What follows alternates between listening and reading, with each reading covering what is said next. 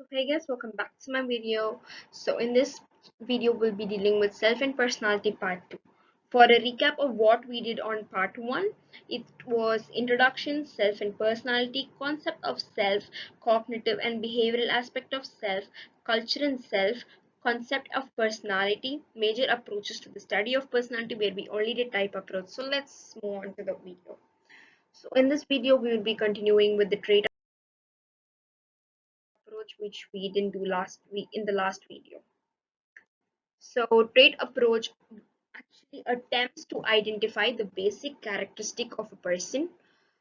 What's a trait? A trait is basically like a stable, persistent, and a specific way of behaving. It is a quality that forms a part of your character or personality. It is considered as an enduring attribute or a quality through which one individual can differ from another. They are stable over time and are generally consistent across situations. Let's see a few important theories under trait approach. The first one is Albert's trait theory. The second one is the Cattell's personality factor. Third one is the Eysenck theory. It's Eysenck's theory. So to move on with Albert's trait theory, we would be dealing with the golden Albert. So, golden Albert was considered as the pioneer of trait approach. He stated that individuals acquire a number of traits. He categorized traits into three different categories. First one is the cardinal trait, second one is the central trait, and the third one is the secondary trait. So when you're dealing with a cardinal trait, it actually is emphasizing on the goals of a person. For example, when you look at Mahatma Gandhi, you can only remember non-violence, which was the goal of him.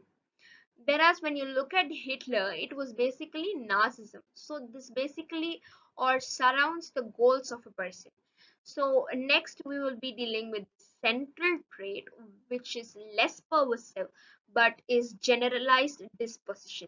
For example, the central traits of a person are like sincereness, warmth and all. I'm sincere in nature. I'm very warm, something like that. And then third one is the secondary trait where they are like the preferences of a person. Like for example, I like bananas, I like to wear ethnic wears, I like berries, I like apples. So basically he acknowledged the influence of situation on behavior, or the way a person reacts to a different situation depending on his or her trait. To move with next is the cattle's personality factor. So Cattle's personality factors totally zooms around Raymond Cattle's work. So Raymond Cattle believed that there is a common structure on which people differ from each other. He even applied a statistical technique called the factor analysis to discover the common structures, and he found 16 primary sources or traits where the source traits are stable and are considered as the building blocks of a personality, but the surface traits that result out the interaction of the source traits.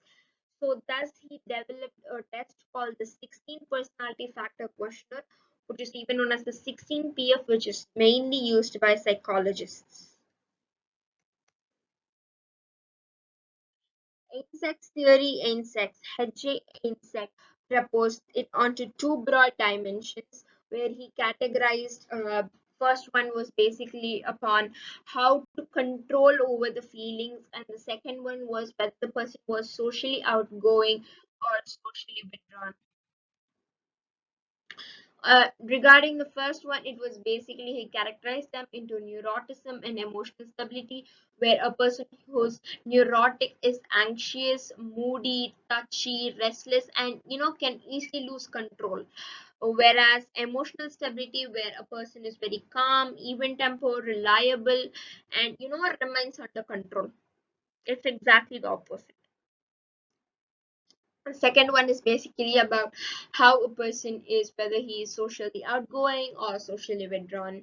So on this, he characterized them onto extroverts and introverts, where extroverts are, they are active, they are gregarious, impulsive, and they are very thrill seekers. These extroverts are basically people who try to go out and try to socialize themselves. On the other hand, the introverts, they are passive, quiet, and reserved.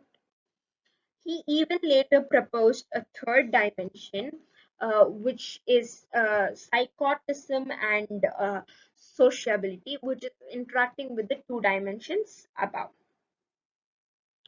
And Einstein even is very famous for the Einstein's personality questionnaire, which is now used as a very famous personality test again, which deals about the dimensions of a personality. A trait approach is actually very popular and has many advances in respect to the places.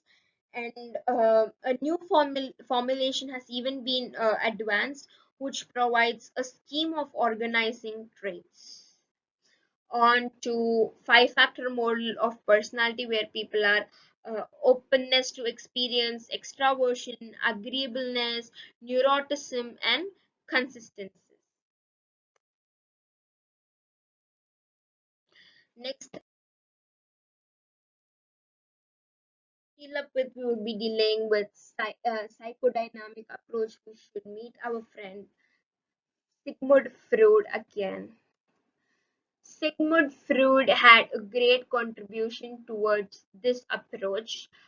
In his very early stage of his career, he basically used to use hypnotism to treat people who had very physical and many emotional problems.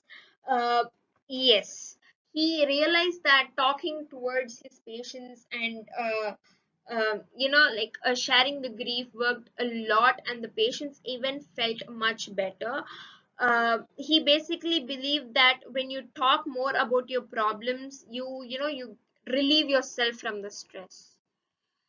He used a method called free association, where people were asked to openly talk and share their grief, basically their ideas, feelings, and thoughts, or whatever. And he even used something called the dream analysis, which means analysis of errors to understand the internal functioning of the mind. Next, levels of thoughts, where we would be dealing with three main stages, which is the consciousness, pre-consciousness, and the unconsciousness. When you're talking about the consciousness, it's basically the thoughts, of feelings, and action where people are aware of. Like example, I'm conscious of what's happening. That means I'm paying attention to what's happening around me. Preconscious, where mental activity of people are aware only if they concentrate. It's basically like the half sleep, half awake mode, where you have to zoom in or focus in to look around your environment. Next is the unconscious, where people are unaware of their activity completely, where they are literally not in their own senses. According to Freud, unconscious is a reservoir of instinctiveness. It's just saving up all the ideas and wishes that are concealed from conscious awareness, which may lead to psychological conflicts. Freud even developed an analytical test called the psychoanalysis, which is a therapeutic procedure. Next, to deal up with the most important part of this chapter, which is the structure of personality, where we would be seeing the work of Freud all again.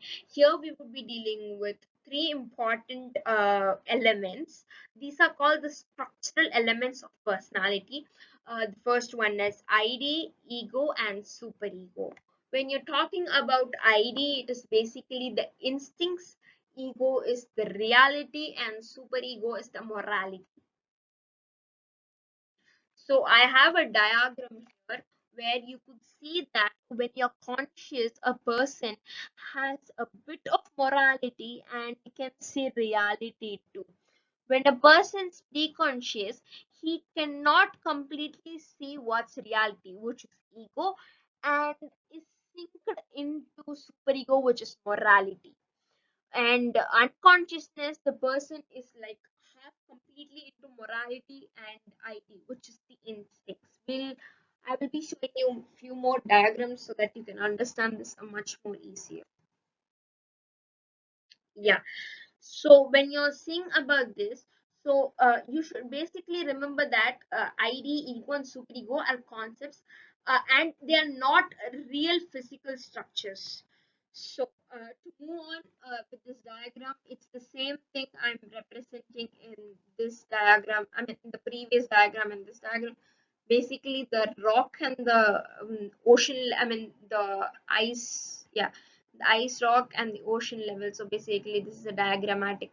So you could see the external reality and the consciousness, the pre-con ego, and then superego, the id, and the unconsciousness. To be frank, and best example for id is like I need, for example, I'll be like, uh, um, I need to eat this immediately. Ego comes up, pops up, and says that you can't do that because you're in the middle of an important meeting. And superego, as a judge, says that eating during an important meeting is rude and inappropriate. So superego is basically like giving out what's, it goes through the principles of good and bad. Okay.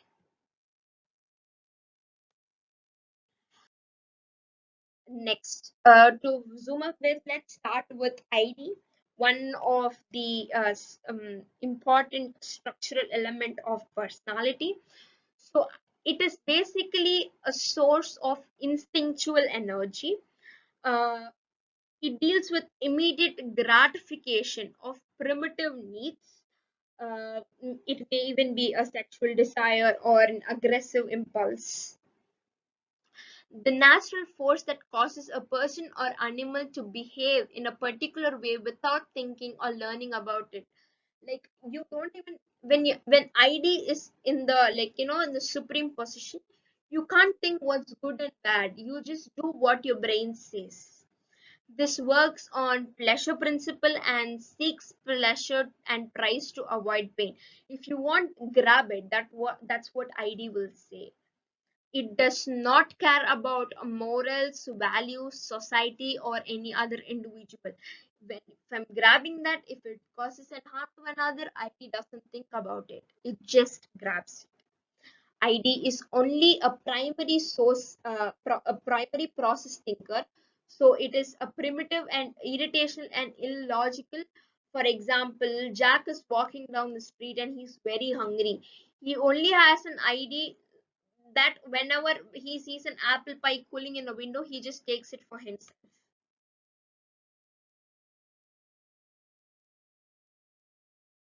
Oh, what happened to this? Okay, so next is ego. When you're talking about ego, ID even plays a very important role. Where ID, it comes from ID and it tends to satisfy individuals' need. It works on the basis of reality principle, and it directs the id to behave in a very appropriate way of how to behave. So it basically says you're in a meeting, you're not supposed to eat. It gives you, it does work on a moral principle. It does work on a moral principle. Unlike it does work on moral values, society, it does care for society and other individuals. So it's exactly the opposite of id. It is demanding, it is very unrealistic, it is patient, it is reasonable, and it seeks pleasure. Just note down the word reasonable. Okay. Yeah. Next is superego, where it is a branch of mental suffering which is moral, and it tells ID and ego, if gratification is, in instance, is ethical, that is, it decides between what's good and what's bad, and the part of a person's mind that acts as a self-critical conscience. concise and reflects social standards learned from parents and teachers. So it's like what's good or bad when if you're walking on a road, the same example, and I find it says that it's someone else's, you're not supposed to grab it, so you withdraw it back immediately. Next to talk about is the um,